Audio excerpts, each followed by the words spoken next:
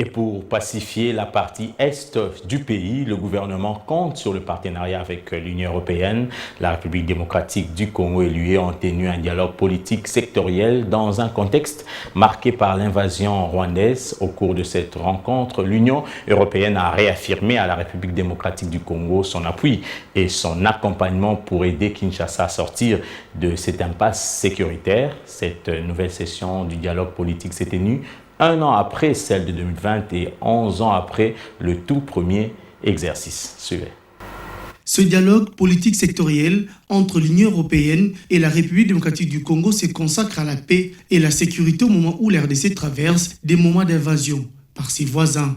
Les vice-premiers ministres, ministre des Affaires étrangères, Christophe Lutundula, a ouvert les travaux qui ont porté sur les sujets pertinents, à savoir la sécurité, l'état des sièges, la cohésion nationale et les programmes DDRC.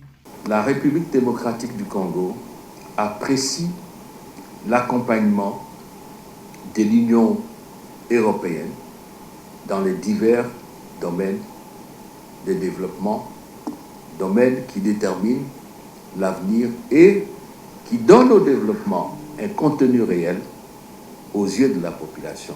Parce que nous travaillons pour les peuples. Nous ne sommes pas des organisations, des institutions ou des États au profit des dirigeants. C'est d'abord au profit du peuple. Soyez rassurés que nous tenons et nous tiendrons toujours à nos engagements. Le chef de la délégation de l'Union européenne à Kinshasa, Jean-Marc Châtaignier, a rappelé les 20 ans des relations entre l'RDC et l'UE avant d'affirmer son attachement à la souveraineté du Congo-Kinshasa. Nous devons être conscients ensemble des difficultés multiformes qui fragilisent le retour à la paix, sans faire l'économie de toutes les identifier pour apporter une réponse durable.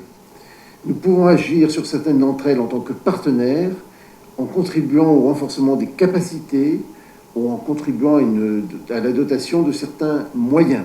Et d'ailleurs, certains de nos États membres se sont déjà fermement engagés à vos côtés pour le faire.